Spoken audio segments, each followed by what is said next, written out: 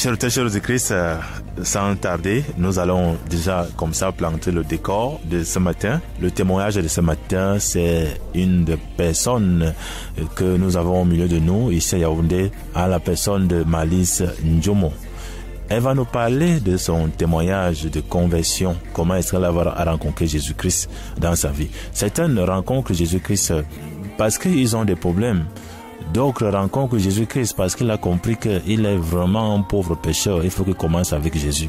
D'autres le rencontrent au bout de l'insatisfaction, étouffé par le matériel.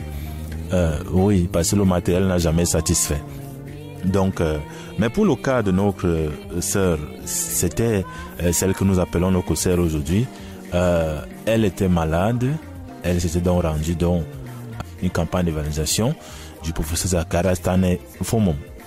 Et c'est à cette occasion que elle va donc recevoir Jésus-Christ dans sa vie, mais la guérison va tarder parce elle était malade, elle avait un cancer, mais par la puissance et la miséricorde de Dieu, elle a été radicalement guérie.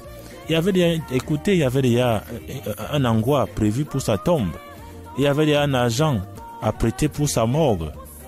Vous comprenez que le désespoir était là. On avait déjà perdu espoir. Le désespoir s'était installé. Le mari désemparé, la famille désemparée. Même les médecins eux-mêmes n'avaient plus rien à donner. Et pendant 2 ans, pratiquement 2 ans, elle évoluait, elle vivait avec un ventre ouvert. Ouvert, pourquoi? Parce que, ayant été opérée, le ventre ne se fermait plus, la plaie ne se cicatrisait pas. Donc, voilà le témoignage que nous avons pour vous ce matin. Nous vous supplions d'être attentifs. Nous prenons sans tarder ce témoignage et nous nous retrouvons après. Juste ce témoignage, et une fois de plus, nous allons vous donner les numéros pour nous appeler.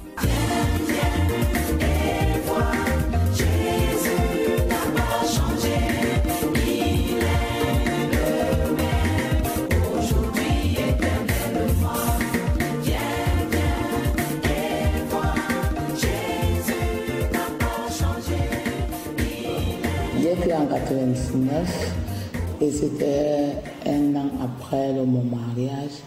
Je me suis mariée en décembre 98 et j'ai rencontré le Seigneur en décembre 99.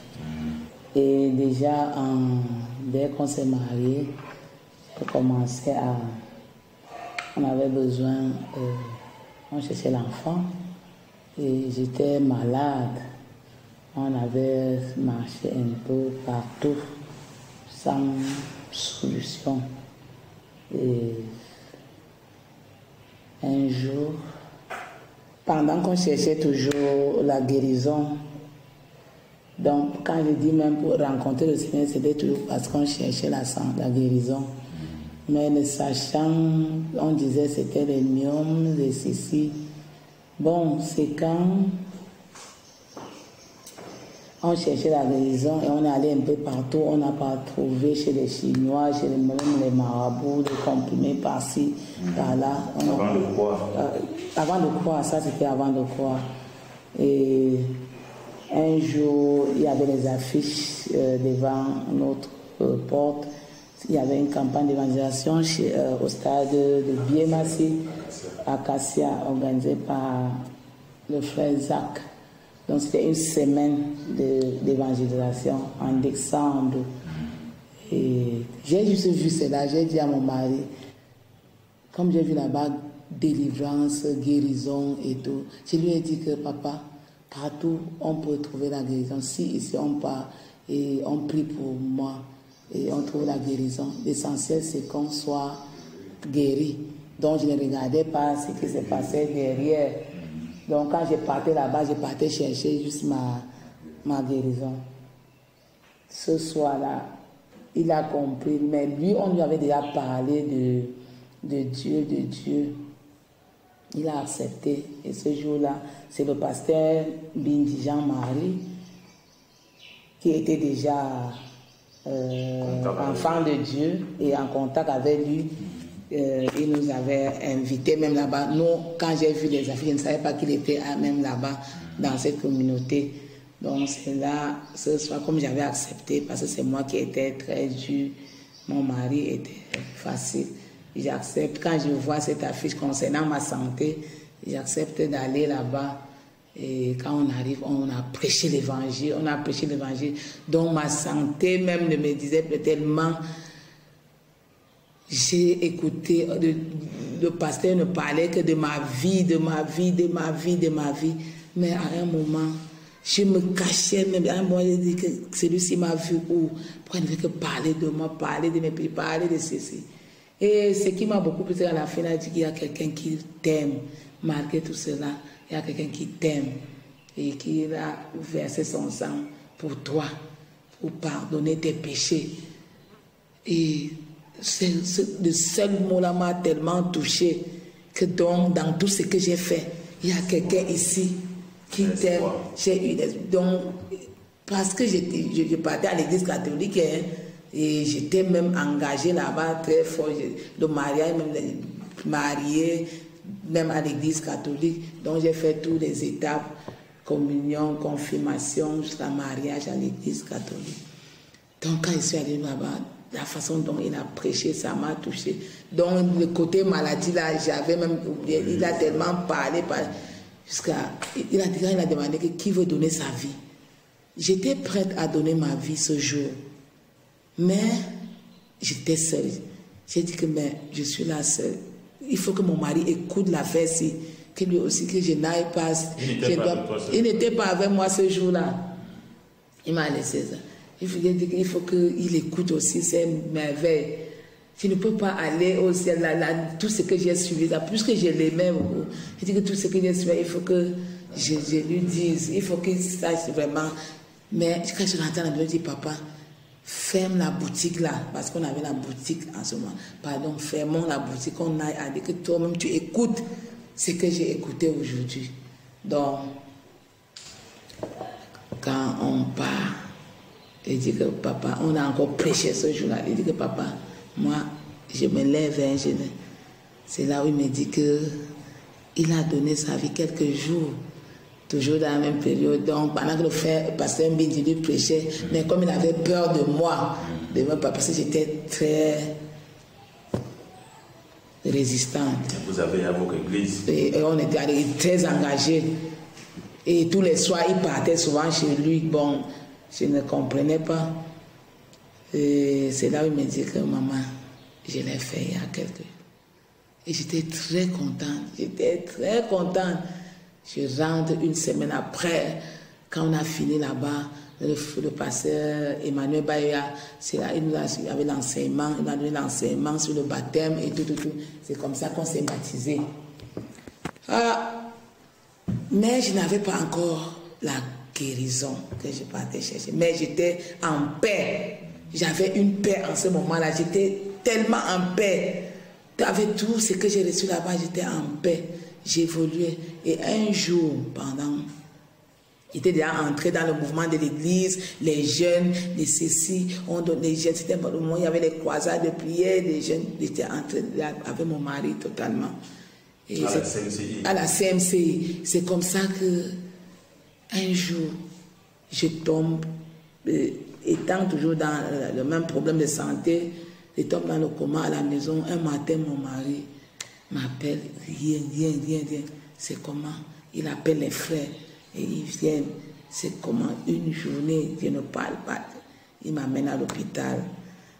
Donc, c'est comme ça que j'ai passé près d'un mois à l'hôpital, jusqu'à ce qu'on me ramène, pour que je sois consciente et tout. On a fait des examens et des échographies et on a constaté que j'avais un tumeur ovarien. C'est comme ça qu'on a annoncé à la famille, on a collecté l'argent et on m'a opéré. Après l'opération, c'est pendant qu'on opère qu'on découvre tout cela et on dit qu'on a fermé le ventre. On a dit juste à mon mari que vraiment c'est une maladie difficile à soigner et que vraiment il n'y a que le Seigneur Parce que j'ai fait à l'hôpital près de 2 mois. On m'a fait sortir. Elle a dit que j'aille à la maison, qu'elle revienne seulement faire les pansements. Quand je suis allée à la maison, après un moment, 2 semaines après, comme ça s'était cicatrisé, ça s'est ouvert. L'eau a commencé encore à couler. Et quand je suis rentrée, le ventre s'ouvre, la blessure s'ouvre et ça commence à suinter, à couler. L'eau commence encore à couler. Et quand je repars à l'hôpital, les infirmiers me disent juste que on ne peut plus recoudre, je dois seulement continuer. Ils me montrent comment je dois faire le pansement. C'est comme ça que j'ai porté cela pendant près de 2 ans. Un ventre ouvert. Un ventre ouvert. Pendant près de 2 ans. Et on savait déjà que je devais aller d'un moment à l'autre. Mais on avait dit à tous ceux qui étaient autour de moi qu'on s'attende d'un moment à l'autre, je dois partir. Parce que ça ne se guérit pas. Mais on venait de croire et j'avais juste un an au Seigneur. Ma foi était tellement élevée par rapport à tout ce que j'avais suivi pendant la prédication. Et c'est comme ça que on m'avait donné les cassettes de louanges, j'avais pris aussi les cantiques et avec ma Bible. Dans ma chambre, je n'avais que ces 3 choses. Je louais Dieu, je suivais les cassettes, je lisais la Bible et ma foi augmentait chaque jour, ma foi augmentait. J'avais tellement foi, je ne sais quoi, mais j'avais foi. Tout ce qu'on disait, ce qu'on pensait que je devais mourir, mais ma foi avait tellement augmenté pendant que je suivais les enseignements, pendant que je suivais les chants. J'avais foi en Dieu, j'avais foi que le Seigneur va me guérir. J'avais toujours foi.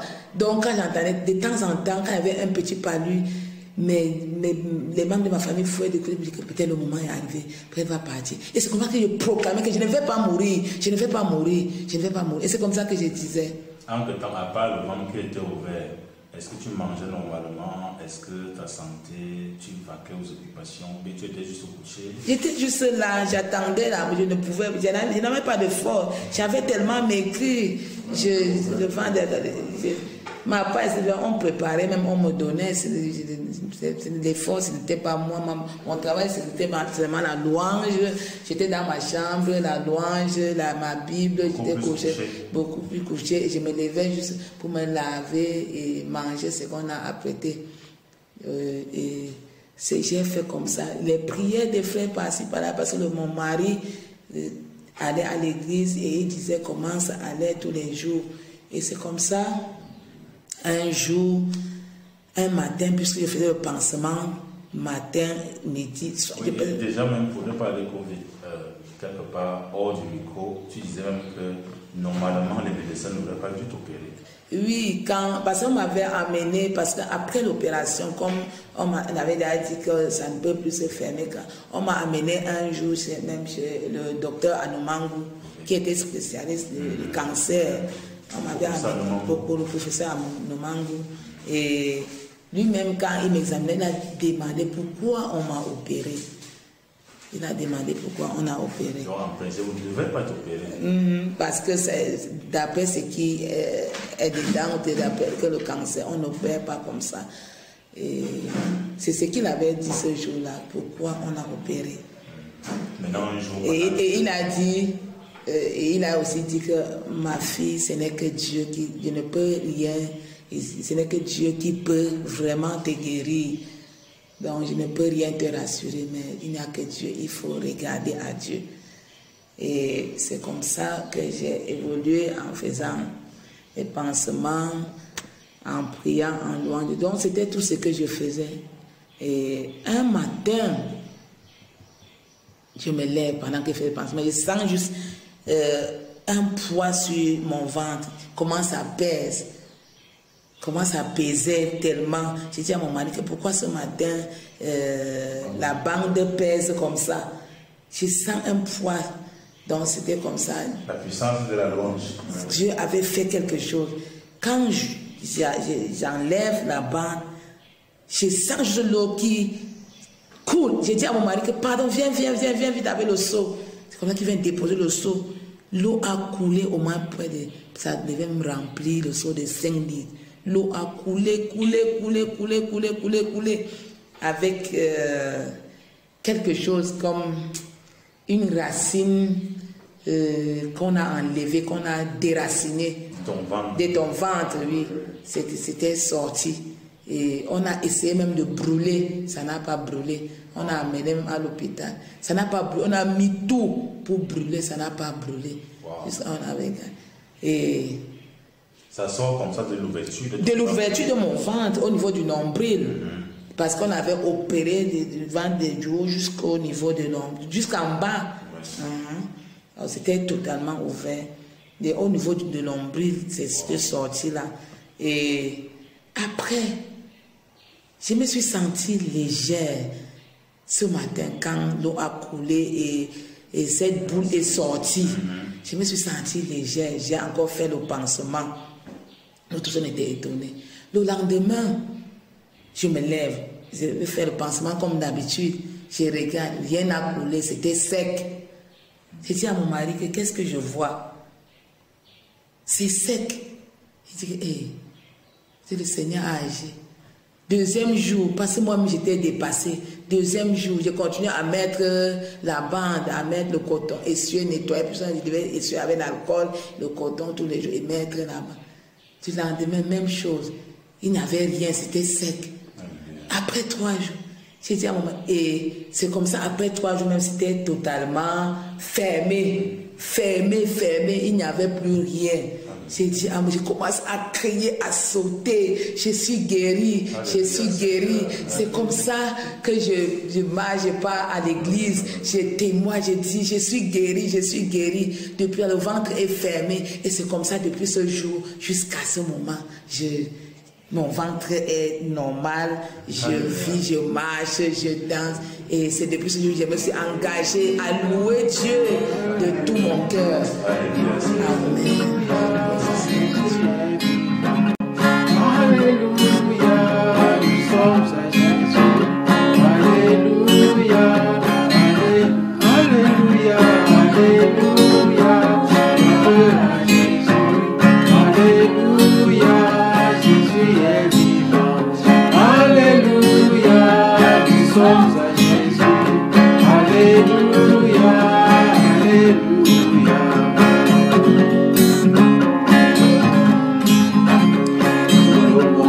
Que tout était fini. Chacun se disait tout était fini.